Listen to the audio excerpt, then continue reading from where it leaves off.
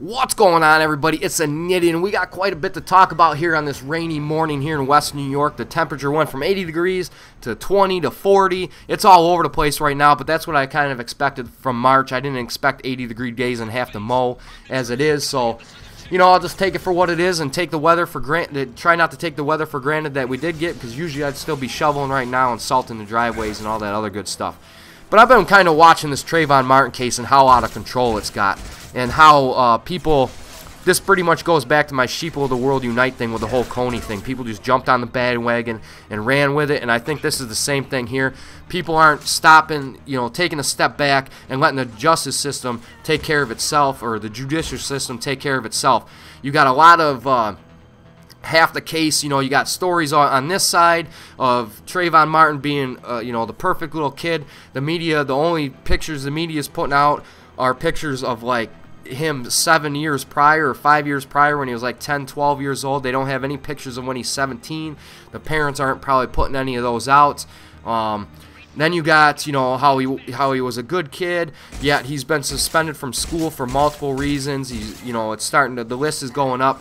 Then you got, you know, the other guy who's starting to have his what do you want, a criminal past put out there, how he's had to have a restraining order and he got off a speeding ticket of some sort and all this crazy crap, like it hasn't happened to a million other people. I've gotten off of speeding tickets before. I mean, it's not that big of a deal. I know a dozen people with restraining orders against them some way or other, whether it be an ex-spouse or an ex-girlfriend, or the girlfriend has one against the ex-boyfriend. I mean, it's really ridiculous, but they'll play it off as some, you know, life-changing event, that this guy is some crazy thing, and then they'll change, you know, this Trayvon Martin from, you know, smoking weed into some crazy thing, and they'll spin it all up, smash it all up, smash them together, and it's just an absolute nightmare at the moment.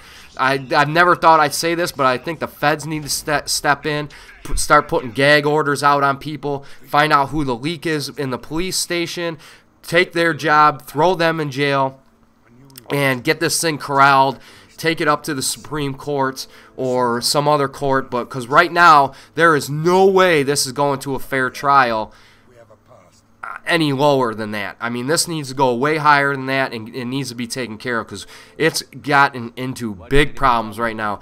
There, you got the reverends down there, two of the biggest racists on the planet, trying to start some racial divide, race war out of I don't know how the hell they're even down there doing this. But I mean, you just take a step back and look at, you know, the racial witch hunt that they put on in Duke and how that turned out, and everything else they touch just goes to absolute shit. I mean, I don't know how the black community hasn't written these two assholes off yet. You got Spike Lee getting involved, tweeting out his address, another one of the biggest racist celebrities known to mankind at the moment. You have the new Black Panthers putting out a bounty on this guy, dead or alive. Where's that in the news? Where are the cops taking care of that? Because that's against the law. You got a bounty out on the guy's head. You know, that's not taken care of. You don't see that. And it's just, it's weird. Like, I don't know why people can't take a step back and let the facts of the case play out. Right now, everything's so tainted that I don't even think they could get a conviction if they wanted to. And I don't think a lot of people know what the judicial system does. Like, people are like, oh, well, the lead investigator said he should go to jail, so he should go to jail. No, that's not how it works. The lead investigator can say whatever the fuck he wants. That's not the problem. I mean, I've had cops, the cops when I was younger tried to arrest me for a hit and run that I had nothing to do with. I wasn't even in the area, but because my car had a little ding on the fender, they were going to lose their jobs.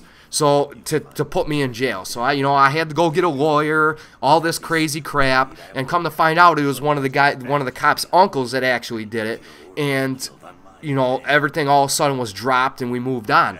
But that's just the thing, you know, people are put in jail on a daily basis that really didn't do anything because of cops that jump to conclusions and think that there's somebody's story is not straight. So, you know, it's a good thing that they have to go to a DA and all this other stuff and move up the chain of command in order to get conviction. And obviously, the DA doesn't think that there's enough for a conviction. That's for obvious reason, because there isn't enough for a conviction. So people need to take a step back and stop, you know, jumping on the hype train, jumping on the Coney 2012 train, the Trayvon, you know, the I am Trayvon train, and let this play out on its own instead of trying to start these racial divides You know, you see now the mom is trying to trademark his name and take control of some of these slogans, and that's not for awareness. That's the PR spin. That's the Al Sharpton and Jesse James that have their claws sunk into this lady PR spin. We'll tell them that. You know they're getting a cut. And you know the mom and dad are going to bank off this. It's absolutely crazy, and it just destroys the credibility of the family. There is no reason for that. If they wanted awareness and all this other stuff, then they wouldn't try to, you know, curb it and take control and reap profits from somebody wearing an I Am Trayvon hoodie and all this other stuff. Not to mention, how the hell did they even spin this hoodie into some crazy racist stereotype crap? You got Geraldo, who's been irrelevant since the day he was born, one of the biggest assholes on the planet as well, going out there and saying that minorities, the parents of minority kids should tell their parents or their kids not to wear hoodies because they're in danger of being racially profiled, and they don't want to be the next Trayvon. That guy is an asshole. I've worn a hoodie since I was 8 years old. That's 25 years ago. If I wear a raincoat, it's got a hood on it. It's the most ridiculous thing on the planet. You got people like Geraldo saying, well, if I run into a minority that's got a hoodie on, I feel in danger. That's not because it's a minority. It's because you're an asshole. I mean, there is no other way to put it. People need to take a step back. People need to take Al Sharpton and J.Jackson and write them off and make them irrelevant. They need to take all these celebrities that are throwing racism out there and trying to get that racial divide and make them irrelevant. The KKK needs to go away. The new Black Panthers need to go away. And everybody needs to take a step back and cut the bullshit, period. And this case is out of control, and you haven't even seen the worst of it yet. It's absolutely mind-boggling how this goes so far, and people will march in the thousands on state capitals demanding justice, but they won't march in the thousands to when Obama basically demolishes the First Amendment, when Obama basically takes the Bill of Rights and uses it as toilet paper. And, you know, the Constitution and Bill of Rights and all this stuff, he swore to uphold, and he's molding it for his, you know, presidency. Nobody marches on the thousands for that. You know, and not even that, Obama's sticking his nose in this and saying that if I had a son, oh, he would look like Trayvon. No, he wouldn't. I mean, he may be black, but he's not going to look like him. Not to mention, you know, how does the media spin this up? This is something I found very, very interesting. Obama's half black. You know, he's got a white parent, black parent, making him half black, but he's stated as being the first black president. Everybody sees him as being black. You got this guy who's half white, half Hispanic, but now he's white. And that's the way the media spins it up, and that's why they're trying to throw this racial divide out. I don't understand what ethnicity or, you know, racial anything has anything to do with this case. Besides, you know, people, they're just riding this train into no man's land. Everybody will follow the Reverend Al Sharpton and J.Jackson straight to hell. But, I mean, like I said, look what they touched. You know, look at the Duke witch hunt. Absolutely crazy. Look how that turned out.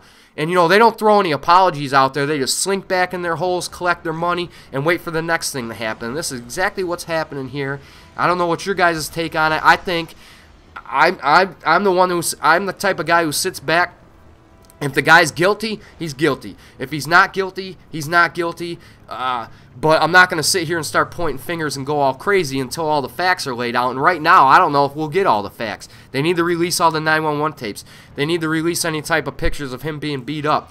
They need to get the witnesses' credibility straightened out. You got a 13-year-old saying that Trayvon was beating the crap out of him. You got the girlfriend on the phone, which nobody knows any credibility about that. And, of course, you know, there's a possibility she lies. And there's a possibility this 13-year-old kid didn't see exactly what he's seen either. You know, eyewitnesses really aren't very good when it comes to that, and especially somebody on the phone doesn't know what really happened. So everything, like I said, I thought I would never say this. The feds need to step in, throw gag orders out, get Jesse Jackson, the new Black Panthers, Al Sharpton, everybody the hell out of there and straighten this thing up ASAP, because it's going to get out of control and it's going to get really, really bad. And I don't understand. I don't get it. I don't get it. And, you know, whatever. Sheeple of the world unite once again, I guess. But after, we'll see how this plays out. I just think it's going to get really, really bad. And even if and especially now, even if they find out, hey, look, this was a self-defense case. It was should he have been carrying a gun? No. I mean, he's no different than an overzealous wannabe cop any more than I'm sure you guys have run into volunteer EMTs, volunteer firemen who think they're above the law, who think they're better than everybody else, and are kind of like this guy. There's no reason for it, but that's what it's going to come down to. People are going to be getting their concealed weapons permit. It's going to get worse and worse, and I really, really feel bad for my kids, your kids if you have them, and if you're like 10, 11, 12, 13 in that area, I feel bad for you guys what's to come in America within the next 10 years. It's not going to get any better. It's going to get way, way worse, and we'll see how it plays out. But then, on a lighter note, you got this whole Robert Bowling thing. Obviously, he resigned from being the community manager, taking the brunt of everything, being everybody's scapegoat. Everybody hates Robert Bowling. He lied, he did this, he all this crap. And basically, he's just a PR guy. He's a spin doctor. He's the community manager. He's damage control is what the guy is. So he takes the brunt of it, and I don't blame him. If I was in his position, I probably would have resigned too and said, screw it. The COD community is one of the biggest, whiniest bunch of people that I've ever had the pleasure of witnessing. Like, I don't get involved too much anymore with the COD community, but it's absolutely ridiculous. 3-4 months before COD even released Modern Warfare 3, me, Sven, D, Nappy, them guys, we had a conversation about it. We all knew what was going to happen. Obviously, the COD guys jumped all over my case, Sven's case on some instances, about how it's all BS. COD MW3 is going to be the greatest game on the ever. And now look at it. It's the same cycle. Everybody hated Black Ops. Everybody couldn't wait for Modern Warfare 3. Now everybody hates Modern Warfare 3. They love how good Black Ops is, and now they're waiting for Black Ops 2. It was the same thing. Everybody hated Modern Warfare 2. Can't wait for Black Ops. Black Ops comes out. Oh, Black Ops sucks. Look how great Modern Warfare 2 is. It's the cycle of COD. And the thing with this is, it doesn't matter if Robert Bowling resigns or not. It doesn't matter who the PR community manager for Activision is as far as the COD community goes. It doesn't matter because nothing's going to change. The game is going to be the way it is. The COD community, the guys that are complaining about, the people that are complaining about the game right now, are the ones who molded this game into what they consider crap. With the kill streaks and everything else that's wrong. We want this, but when it releases, we don't want it anymore. The community is to blame just as much as greedy Activision is to blame for what Call of Duty has turned into. And it doesn't matter if you make 2 million videos about how bad the game stinks. It doesn't matter if you sign a petition online with 10 million signatures about how bad the game stinks. They already have your money. You keep buying the DLCs. And Activision don't give a shit. All they give a shit is about the $sign at the end of the day. You want Call of Duty to change? Stop buying it. That's the only way it's going to work. And when Call of Duty doesn't make Activision that buck anymore, you're either one, going to see Call of Duty disappear off the face of the planet, or two, it's going to change, and change for the better. But that is the only way to stop Call of Duty from coming out with bad products every single year, is just to stop buying it. Show your force in the pockets of Activision, because they don't care otherwise. They've shown that. They've shown it with World of Warcraft. And just about everything they put their hands on. So that's my take on it. It doesn't matter where Robert Bowling goes. If he gets another job, great. If he don't, great. I mean, but he was their PR spin doctor. He's not responsible for the development of the game. He's not responsible for the bugs, the glitches. All he's there is for damage control. Oh, we're fixing it. We know we're fixing it. We're banning this guy. Yes, I know this. The game doesn't suck. You suck. That's his job.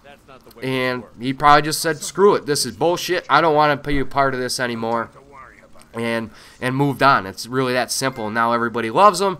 That hated him, everybody hates him still. It's just absolutely mind-boggling and crazy. But it is what it is, and he'll find another job somewhere and move on. And Activision's they already found a new community manager, and it's gonna stay the same.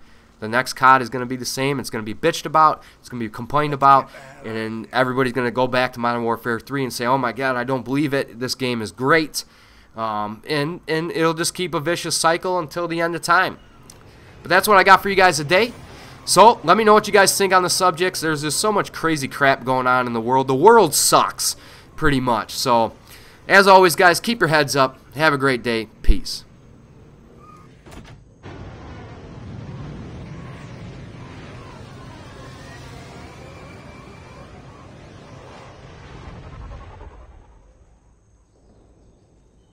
What's up, everybody? I just want to let you guys know, if you missed my last video over on VidThru, I did a character customization vid on Terror Online. Got into that game on the closed beta, kind of checking it out. I got some gameplay that's going to go up here shortly, so there's a link up there for you guys. If you missed my last Military Monday, we talk a little bit about infantry school and what you can look out for there, and have some fun with that.